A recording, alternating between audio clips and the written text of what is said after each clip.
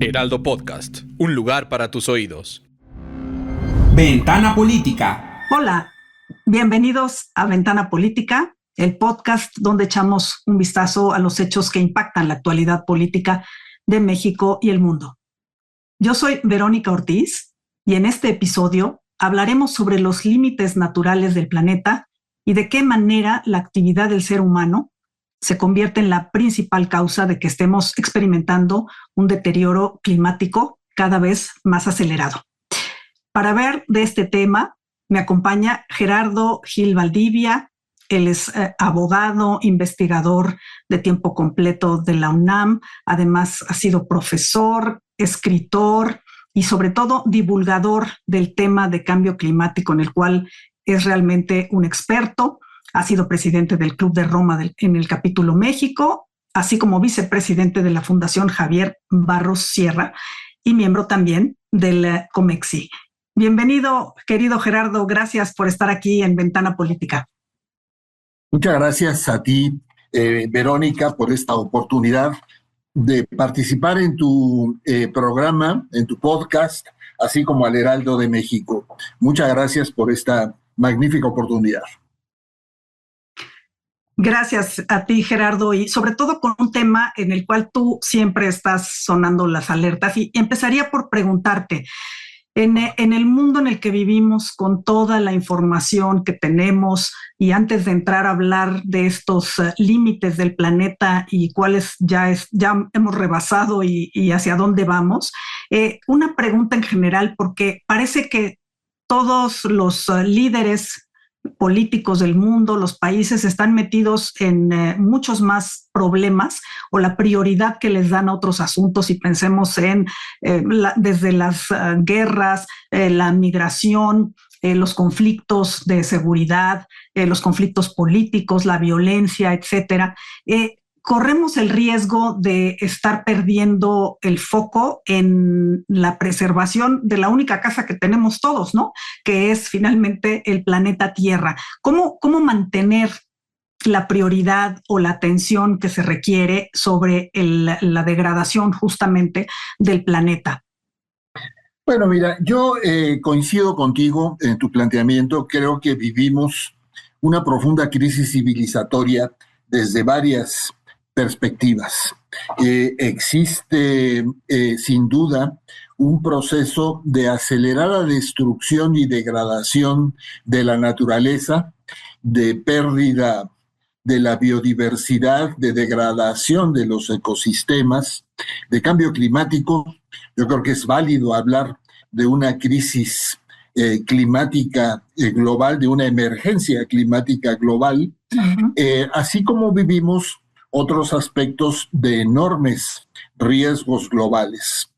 Los recientes conflictos políticos que hemos vivido, el de Israel con Irán y Estados Unidos, el de India y Pakistán o el de Rusia y Ucrania, tienen muchas características particulares, pero un hecho común, que casi todos los países involucrados son potencias nucleares. Así mismo, vemos un mundo con enorme progreso, con el momento de innovación científica y tecnológica más importante en la historia de la humanidad, que nos abre enormes perspectivas, pero también vivimos un mundo en el que prevalecen desigualdades, pobreza, miseria en algunos casos. Por un lado, está la paradoja de que nunca antes tanta gente ha salido de la pobreza, como es el caso de varios países de Asia-Pacífico. Claro. Y por otro lado hay muchos rezagos, la crisis de la democracia, los populismos, el riesgo de que la inteligencia artificial, que además de abrirnos grandes esperanzas para el progreso, sea utilizada como un instrumento de control político, pues nos tiene sumamente preocupados y con una agenda muy compleja, y a veces, como tú señalas, perdemos de vista los aspectos de la naturaleza. Y en función de eso es que un grupo de científicos con amplio reconocimiento internacional han hablado de los 9 límites naturales del planeta que son las condiciones necesarias para que prevalezca la civilización como la conocemos, sin que esto quiera decir que no hay que hacer profundos cambios, y para preservar la vida biológica y la vida humana misma. Y la vida humana, ¿no? Exacto. O sea, para preservar el planeta, digamos, habitable, como lo conocemos. Y para las próximas generaciones. Por supuesto. Estos 9 límites naturales del planeta es un planteamiento que hizo un grupo de científicos de todo el mundo, liderados por un científico de nombre Johan Rockström, que preside el Instituto para el Estudio del Cambio Climático en Potsdam, y por el Centro de Resiliencia de Estocolmo y la Universidad de Oslo en Noruega, y hablan de estas condiciones que hay que preservar, que son cosas como el cambio climático, la protección de la biodiversidad y de los ecosistemas, el acceso al agua dulce y el ciclo hidrológico global, la conservación del suelo fértil de la tierra, que se ha perdido aceleradamente, combatir la acidificación de los océanos y reaccionar frente a la creciente contaminación química en todos los aspectos, la capa de ozono estratosférico, analizar otros aspectos químicos como los flujos de nitrógeno y fósforo hacia la biosfera, etcétera, ¿no? Entonces, lo que plantean es que estos 9 límites, de estos 6 quizá están ya rebasados y con procesos muy difíciles de recuperación. A ver, háblanos de los que hemos rebasado, digamos, de manera más alarmante y bueno, y supongo que el tema del uso del acceso que decías tú al agua dulce, es decir, al agua que podamos consumir los humanos, porque cuando hablas del planeta azul, ¿no? Y de que estamos justamente rodeados de mares, océanos y demás, pero toda esa agua, más bien de todas las capacidades de agua del planeta, es muy poca la que tenemos acceso los seres humanos. Así es. Mira, yo creo que podemos comenzar un poco haciendo un recuento sobre el cambio climático. El cambio climático es quizá el más conocido de todos, es también el más impugnado y el que es más objeto de discusión, porque las modificaciones que tenemos que hacer en esta materia pues afectan a muchos intereses corporativos, tanto empresariales como políticos, etcétera, de todo orden, ¿no? Oye, y déjame empezar para que aclaremos el tema. Cuando tú dices impugnado, a ver, todavía hay líderes y vaya, pesados, ¿no? Políticos, que siguen negando el cambio climático. Y yo nada más quiero preguntarte como experto, o sea, ¿es cierto que lo que estamos viviendo pues es un ciclo nuevo de la Tierra y que así como ahora tenemos, por ejemplo, más sequías más severas o temporadas de lluvias más severas y este cambio en la temperatura, que es algo cíclico y que digamos el planeta ha sobrevivido varias de estas situaciones? ¿Eso es verdad o es cierto que estamos en un momento inédito por la acción del ser humano en la naturaleza? Yo creo que tu pregunta es sumamente importante. Yo creo que los detractores de las políticas para combatir el cambio climático usan verdades a medias y mentiras completas.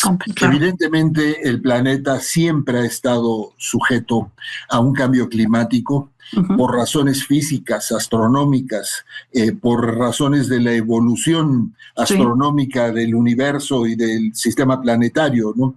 Pero aquí no estamos hablando de ese cambio climático, aquí estamos hablando como de los otros límites naturales del planeta a la acción humana que ha provocado esta situación. Aquí estamos hablando del calentamiento global que se presenta a partir de la primera revolución industrial a finales del siglo XVIII, pero muy señaladamente desde finales del siglo XIX, por la emisión de gases de efecto invernadero, de dióxido de uh-huh. carbono y de otros gases de efecto invernadero que han estado aumentando la temperatura del planeta, tanto a nivel terrestre como atmosférico como marino, y que están provocando estos nuevos desajustes. No estamos discutiendo que no pertenecemos al universo o que no ha habido siempre un cambio climático. Estamos discutiendo este fenómeno concreto derivado de la acción humana, que se traduce, por supuesto, en eventos climáticos extremos.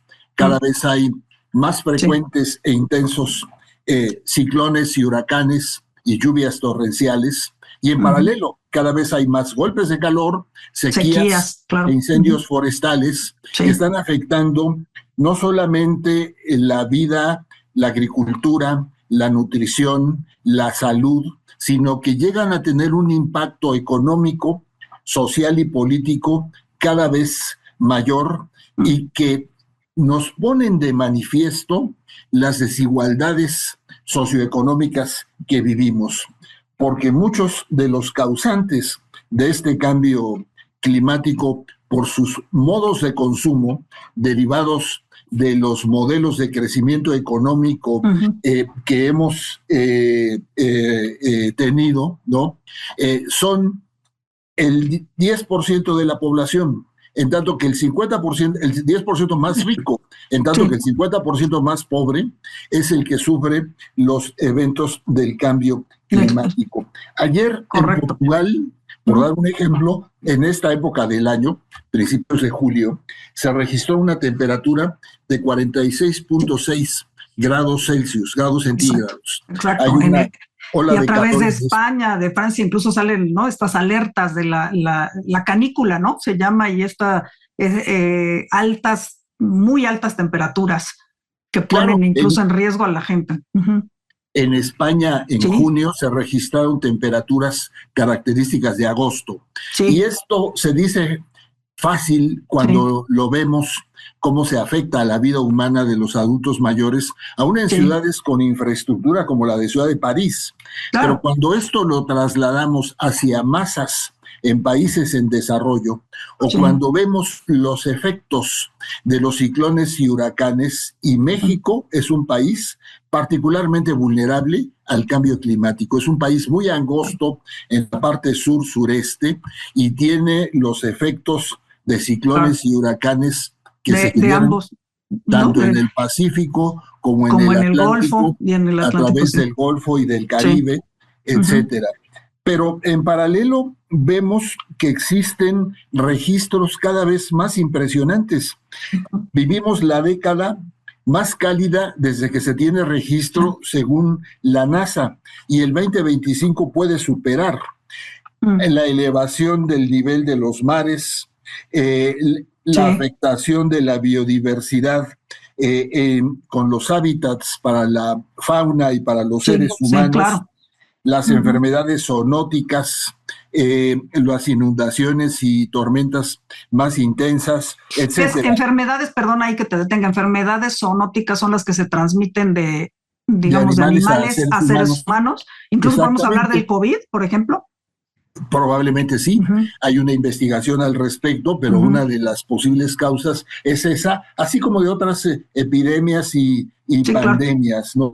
Pero es claro que estos 9 límites naturales están todos relacionados entre sí. Al hablar de cambio climático, también tenemos que hablar de la pérdida de la biodiversidad y de la degradación de los ecosistemas. Vivimos lo que algunas personas denominan la 6ª extinción masiva de especies más importante en la historia de la Tierra, y hay que anotar que las otras 5 fueron por causas naturales, y la 5ª habría sido hace más de 60 millones de años. Es decir, vivimos una situación de emergencia, no solamente en materia climática, sino de alguna manera de pérdida del capital natural, que es lo que nos permite, que son los ecosistemas que nos permiten que haya surgido la vida biológica y la vida humana en el planeta.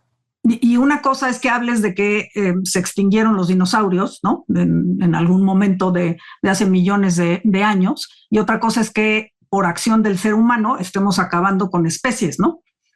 Exactamente. En materia de biodiversidad hay alertas sumamente importantes.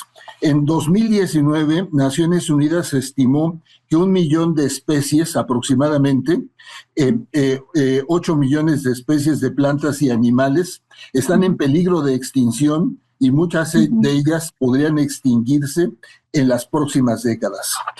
Tenemos una serie de estudios sobre especies migratorias. La CONABIO, que tan importante labor ha desarrollado en México, gracias, entre otras cosas, a la admirable actividad de José Sarucán. De José Sarucán, claro. Prevé que cerca de 200 vertebrados y 10,000 insectos polinizadores en el mundo están amenazados, con lo cual tiene graves consecuencias para el equilibrio ecológico. Se estima que en México ha perdido aproximadamente el 50% de sus ecosistemas naturales, selvas húmedas y secas, bosques nublados, manglares y pastizales, factor que ha propiciado que 2,486 especies de flora y fauna se encuentren en alguna categoría de riesgo y 46 formas de vida silvestre extintas. Es decir, hay una situación en todos los órdenes del cuidado de la naturaleza sumamente delicados. Déjame hacerte otra pregunta ahorita que hablabas justo de estas de otro de los límites por la transformación o erosión, por ejemplo, de bosques, de humedales, de pastizales. Se dice que eso también es por preparar tierras para la agricultura y la ganadería. Y pues no habría también ahí una contradicción intrínseca en decir, bueno, pues sí se tienen que modificar ese tipo de suelos para alimentar a la población, porque pues la agricultura y la ganadería son actividades primarias para que la población pueda existir. ¿Cómo se puede reducir ¿no? el deterioro de ese límite del planeta en concreto con la cantidad de alimento que se debe de producir para la población del planeta? Sin duda tocas un tema fundamental, porque yo creo que el planteamiento que hay que hacer ahora para lograr un desarrollo sostenible no es dejar de tener crecimiento económico, sino dejar de hacerlo a costa de la destrucción de la naturaleza. Claro que la producción de alimentos es fundamental, que la agricultura es la base de todo ese proceso, que la ganadería tiene un factor tiene un papel muy importante en todos estos aspectos de la nutrición del ser humano, pero también es muy importante hacerlo de forma que no sea a costa sostenible. De la deforestación, que los bosques y las selvas tropicales son los generadores del oxígeno, son los captadores de dióxido de carbono. Alterarlos es alterar la captación de agua, de lluvia, es decir, tiene muchas consecuencias. Entonces, es muy importante lograr ese equilibrio. Y yo creo que tocas un aspecto muy importante. En muchos países desarrollados hay una discusión que dicen hay que dejar de crecer. Eso no es válido para las economías emergentes que tenemos en nuestros países, pues presiones y necesidades sociales muy urgentes. Apremiantes, sí, claro. Apremiantes. Pero lo que tenemos que hacer es diseñar modelos de desarrollo que nos permitan crecer y lograr la prosperidad y el bienestar sin la destrucción de la naturaleza, y la ciencia y la tecnología te lo permiten. Mira, solo por abundar un poco en eso, mucha gente te dice, ¿cómo vamos a prescindir de los combustibles fósiles? ¿O cómo vamos a dejar de generar electricidad si no es con gas o combustibles fósiles? Evidentemente hay que hacerlo, pero hay que hacerlo de forma gradual y con una serie de costos. O sea, la transición hacia energías limpias también tiene costos ambientales muy importantes y no podemos desconocer una realidad sumamente compleja en esa materia. No hay camino fácil, ¿no? Y creo que tocas un punto muy importante porque justo esta idea de que no abandonemos todo tipo de combustión fósil y cambiemos, digamos, a las energías limpias. Bueno, como bien dices tú, toda esta parte de la transición tiene costos económicos muy altos y también costos sociales, porque no es lo mismo hablar de una transición a energías limpias cuando estás hablando de países nórdicos o cuando estás hablando justamente de África o incluso de Latinoamérica o de países emergentes, incluso como México. Y ahí también, ¿no? Se polarizan las discusiones y vemos cómo o estás totalmente a favor o totalmente en contra, y poco se habla de lo que se requiere hacer para una transición ordenada. Claro, y fíjate, en México somos de alguna manera protagonistas de todo lo que pasa en esta materia a nivel mundial. Hay una investigación de la UNAM, de un grupo de investigadores del Centro de Ciencias de la Complejidad, que hablan que el calentamiento global, que el calentamiento de México es por encima del promedio del calentamiento global. Ese es el tamaño del problema. Hablamos del agua. Bueno, México tiene un gran problema con el agua. Yo creo que estamos en un momento en el que tenemos que revisar desde el marco normativo constitucional hasta el modus operandi de la administración del agua. Pero lo que es muy claro es que el modelo actual en el mundo es insostenible. Si me permites dar en relación con el agua algunos ejemplos.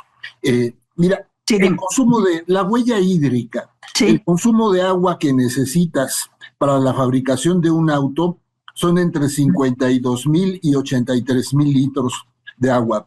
Para unos zapatos, para un par de zapatos de cuero, requieres 8,000 litros de agua. Para un teléfono celular, requieres 12,760 litros. Para un par de pantalones de algodón, 10,850 litros. Para una camiseta de algodón, 2,720 litros. Para un kilo de carne, 15,000 litros. Para una hamburguesa, 2,400 litros. Para una bolsa de papas, 185 litros. Bueno. O sea, tenemos que... Oye, y para el uso incluso de la inteligencia artificial, ¿no? Sí, todas las máquinas digitales tienen un proceso de calentamiento que requieren del proceso de enfriamiento respectivo. Es decir, la industria requiere de un enfriamiento, en fin, y la ciencia da las soluciones a todo eso. Ahora, a ver, sí, dame alguna buena noticia en esto, porque parecería que cuando hablas y das toda esta información, parecería que la solución sería volver como a la era primitiva y entonces que todos vivamos, ¿no? Sin desarrollo tecnológico, sin, digamos, avances, ¿no? E infraestructura como la conocemos ahora. Y pues tampoco es esa la solución. Danos alguna buena noticia de lo que ya la ciencia justamente y el conocimiento acumulado nos indican hacia dónde debe ser el camino.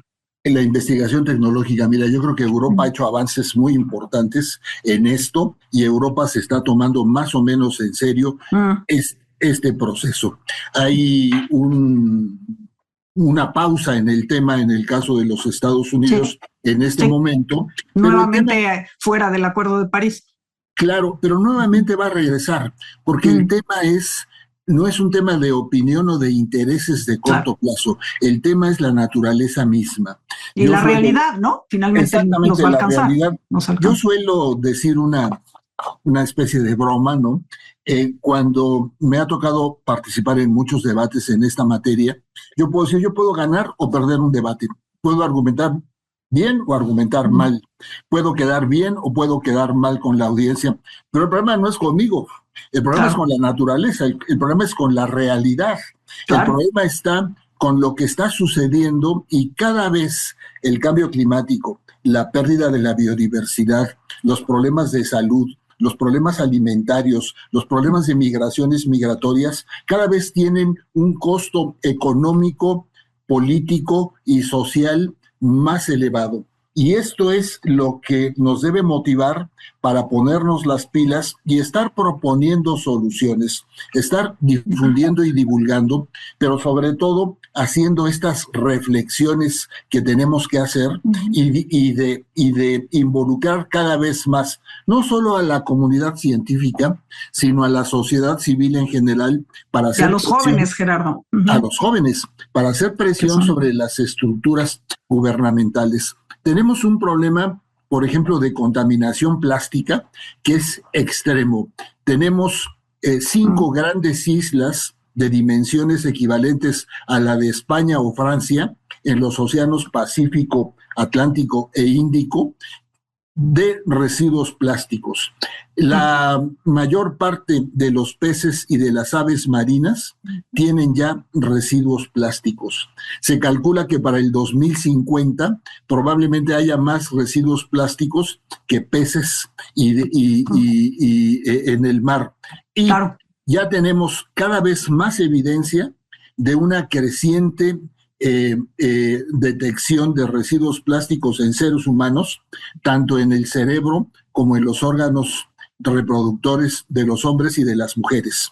Es decir, estamos en una emergencia sumamente grave. Una botella de plástico se tarda en degradarse en el mar alrededor de 450 años. Entonces, tenemos que hacer muchas cosas en paralelo y por eso insistir en los temas me parece que es una responsabilidad muy importante.